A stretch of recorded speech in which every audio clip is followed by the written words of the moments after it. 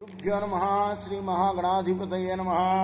శ్రీ సరస్వత్యే నమః. భక్తులరా, వాల్మీకి మహర్షి రచించిన శ్రీమద్ రామాయణం యథాతథంగా చెప్పుకున్నాం. ప్రతి శ్లోకం దాని అర్థం. ఇందులో భాగంగా నిన్నటి వరకు బాల, అయోధ్య, అరణ్య, కిష్కింద, సుందరకాండలు పూర్తి చేశాం. యుద్ధకాండలోని 28వ సర్గ వరకు చెప్పుకున్నాం. ఈ రోజున 29వ సర్గను ప్రారంభం చేద్దాం. ప్రారంభించే ముందు వాల్మీకి మహర్షిని ప్రార్థన చేసుకుందాం. కూజంతం రామ రామేతి మధురం మధురాక్షరం ఆరుహ్య కవితా శాఖం వందే వాల్మీకి కోకిలం.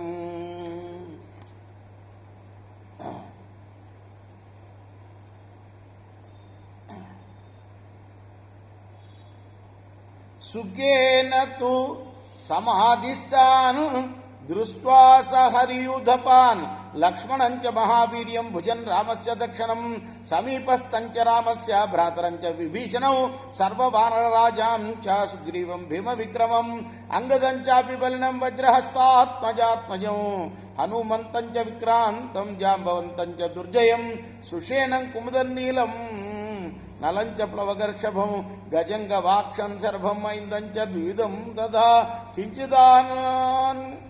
కించిదా విఘ్నహృదయ జాతక్రోధస్య రావణ భద్రుయామాస తౌ వీరౌ కథాంతే సుఖసారణౌ. రావణుడు శుకుని చేత చూపబడిన రాముని కుడి భుజం వంటివాడు.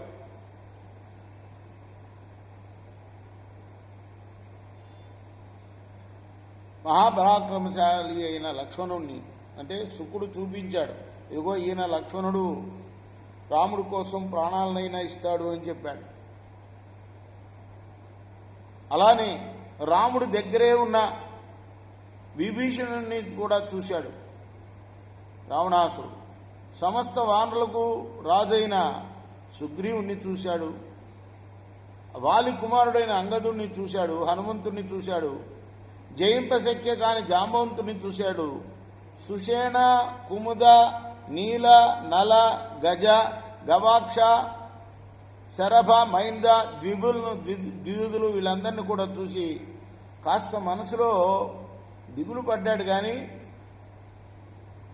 వెంటనే కోపంతో సుఖసారణులను భయపెట్టాడు. అధోముఖౌతౌ ప్రణతాబ్రవీక్షుక శరణౌ రోష గద్గదయోవాచ సంరద్ధం పరుషం తదా.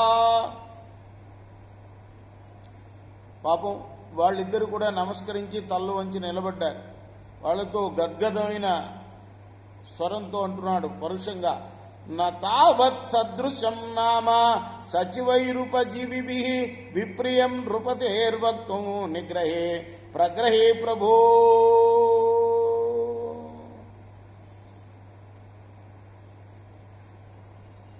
ఎప్పుడైనా సరే ప్రభువుని ఆశ్రయించి ఉండేవాళ్ళు ఆయన ఎదుట అప్రియమైన మాటలు చెప్పడం యుక్తం కాదు కదా. రిపూణాం ప్రతికూలానాం యుద్ధార్థం అభివర్తతాం ఉభాభ్యాం సదృశన్నామా వక్తుమ ప్రస్తవేస్తవం. మీరిద్దరు కూడా యుద్ధం కోసం వచ్చిన ప్రతికూలైన శత్రువుల్ని స్తుతిస్తూ మాట్లాడారు. ఇది యుక్తమా మీకు? ఆచార్య గురువ వృద్ధా వృధావాం పర్యుపాస్త సారం యద్రాజ శాస్త్రాణం మమ జీవ్యం నగృహ్యతే.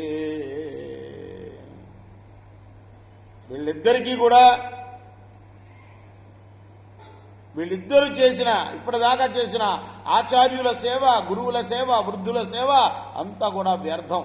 ఎందుకంటే రాజుకి రాజు ఎదుట శత్రువుల్ని స్తుతించారు. వీళ్ళు రాజనీతి శాస్త్రం వీళ్ళు గ్రహించలే. గృహీతో వా న విజ్ఞాతో భారో జ్ఞానస్య నాహ్యతే ఈదృశై సచివైర్యుక్తై మూర్ధైర్దిశ్యాధరామ్యం. శాస్త్రాలు చదివి కూడా వీళ్ళు అర్థం చేసుకున్నట్టుగా కనపడ్డల్లా. అజ్ఞాన భారాన్ని మోస్తున్నారా వీళ్ళు?